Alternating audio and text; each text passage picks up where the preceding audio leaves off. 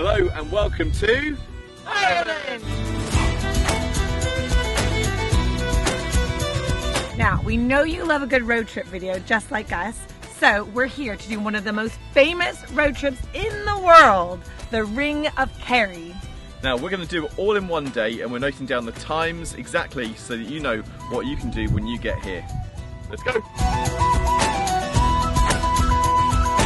The Ring of Kerry is a 111-mile loop of stunning scenery on the southwest tip of Ireland. It takes 2.5 hours to drive around if you don't stop, but you don't want to rush past beautiful views like this. You'll be up high, down low, and get to experience rustic beauty and ocean-carved coves. There are a few things we need to plan together though before you jump in the car. So the Ring of Kerry is a ring, it's a circle, so you can go whichever way round you want to go. Now when I was looking at the map I was thinking as we drive on the left hand side it's probably best to drive clockwise so that you'd actually be able to see the coast and all the great views without another car passing through.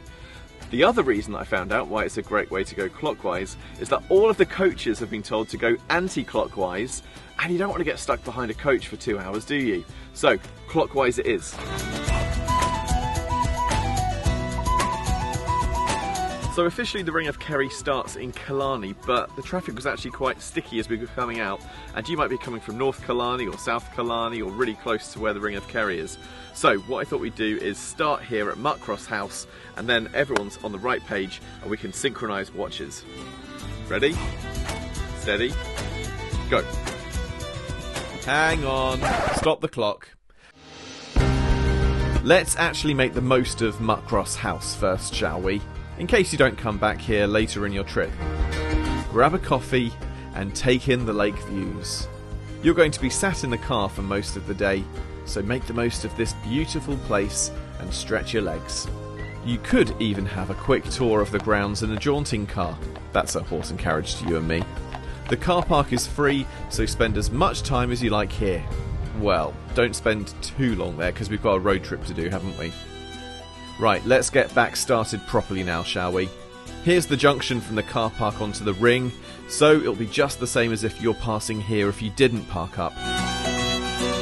Okay, ready, set, go!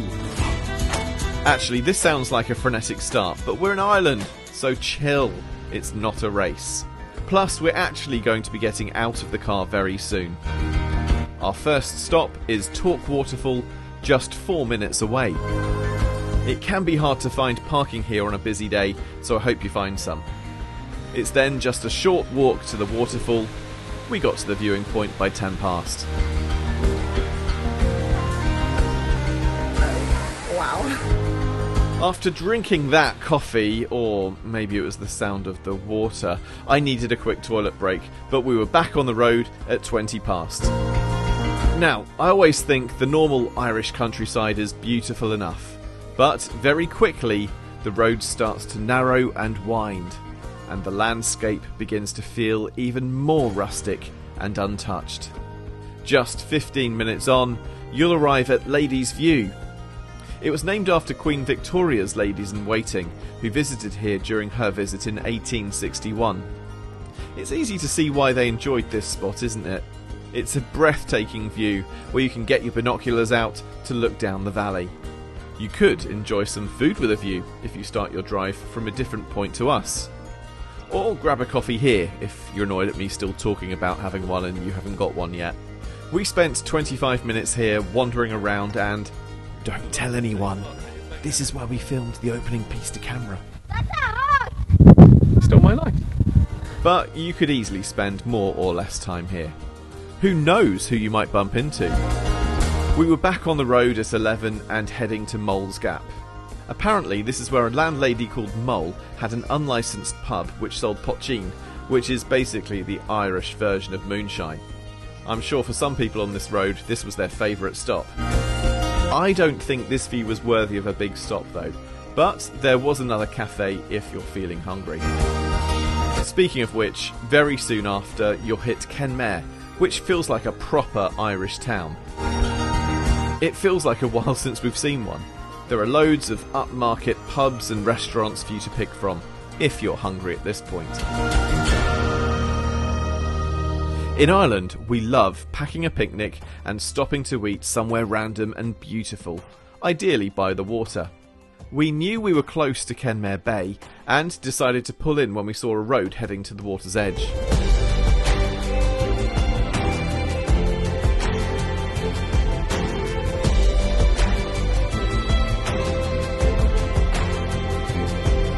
Not many places in the world you can stop for a picnic with a view like this.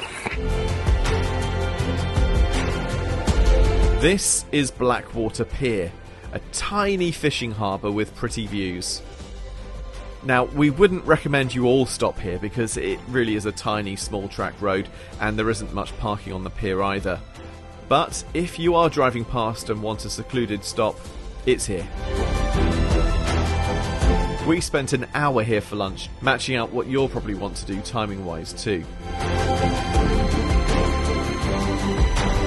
We were back on the road again at 12:45, and within 15 minutes we're driving through the village of Sneem, which had lots of cafes and places to eat, but not quite the same vibe as Kenmare.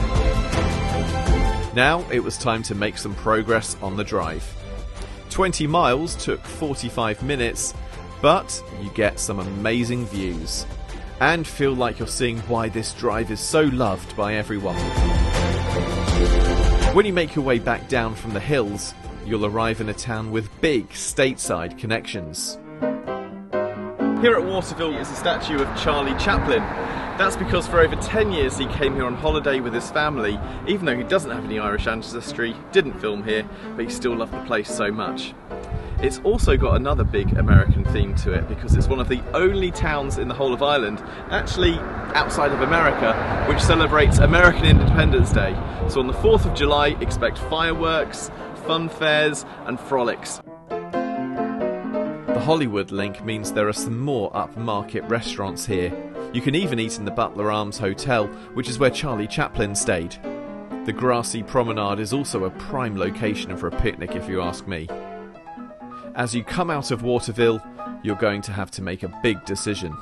Right, this is my biggest tip for the Ring of Kerry, okay? The Ring of Kerry will continue down that way, where it should do, okay? But what I want you to do is try something else out. If you want some more adventure, go left here where it says Ballinskellig Bay and the R567 on the way to Kenny, because this is one of the most exciting ventures you'll do, and it takes you right to the rocks, right to the coast, and a place you might have seen in a certain Star Wars film. You're now off the Ring of Kerry and onto the Skellig Ring, which will add around an hour and a half to your drive time if you don't stop at all. But I think you'll want to. Lonely Planet said this road was one of the best destinations in the world for travellers. You may have seen Skellig Michael in The Force Awakens and The Last Jedi. The landscape around here is just like the films too. But there are also beautiful beaches. The weather when we drove past Ballinskellig's beach was warm enough for the kids to play on. Even on the sand, you're never far away from a castle in Ireland, are you? As you drive along the Atlantic, you really see its wild side. St. Finian's Beach was another beautiful cove built from the crashing waves here.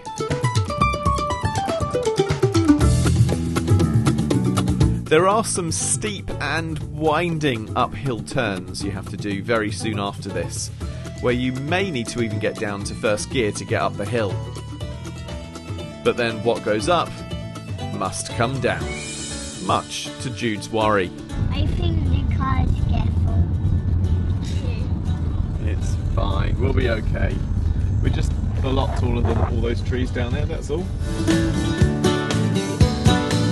It's all worth it though, because you'll soon be at the famous Kerry Cliffs, where you'll get the views you've worked so hard for. The vantage point is on private land, and they charge for you to go up and look. We were close to not paying the €4 fee each, but it was totally worth it.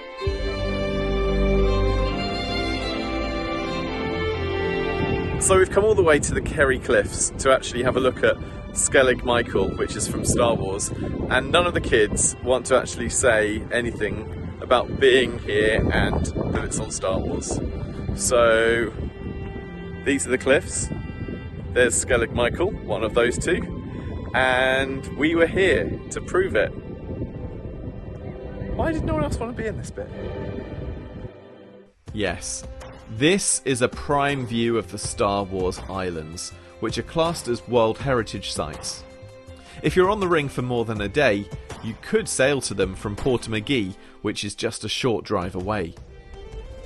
We ended up spending over an hour here as it was so breathtaking, but also because you have to do a short walk to get to and from the cliff edge. We also had someone with little legs, so you'll probably move on faster. You have another choice to make before you leave the car park. You can finish the Skellig route and be back on the Ring of Kerry in 15 minutes. Or, like us, you can cross this bridge onto Valentia Island, one of Ireland's most southwesterly points. Here you can continue on the Wild Atlantic Way, walk the Brayhead Loop if you're a hiker, or marvel at some tetrapod footprints in the rocks on the north side of the island. Our kids were getting hungry and tired by now, so we headed to the excitingly named Knight Town. Weirdly for Ireland, we didn't see a castle, and we didn't see any medieval knights, unfortunately. But we did find a charming fishing village. We also found a very modern street food area, which then kept the kids happy. Instead of driving back the way we came, we jumped on the car ferry, which is literally a 5-minute journey. Don't bother looking up a timetable, they literally just go back and forth every 5 minutes, so you shouldn't ever need to wait long. Wow, we spent more time here looking for food than I thought. You might be going to other areas on the island to match our timings, or you can finish up much earlier than us and move on with the timings. Our kids weren't very happy about getting in the car again, so we motored the rest of the ring when we got off the ferry. We hit Glenby at 6:30. If you're here earlier, jump off to Rossby Beach and dip your toes in the water. Then you're just over 10 minutes to Killarney, home to the famous Puck Fair, Ireland's oldest festival, which is held every August. You might choose to finish here and have a well-earned meal or a Guinness like us, especially if you're staying in Killarney and been there quite a lot. If you do want your celebratory food and drink in Killarney, you're just 25 minutes away from the finish line, and would get back just after 7 o'clock if you stopped exactly how we did. If you want our itinerary and timings written down, download them via our website, lifeofreilly.tv. We did it! I hope you liked it. Don't forget to like and subscribe. Pick a video. And don't forget to comment down below who's your favourite child.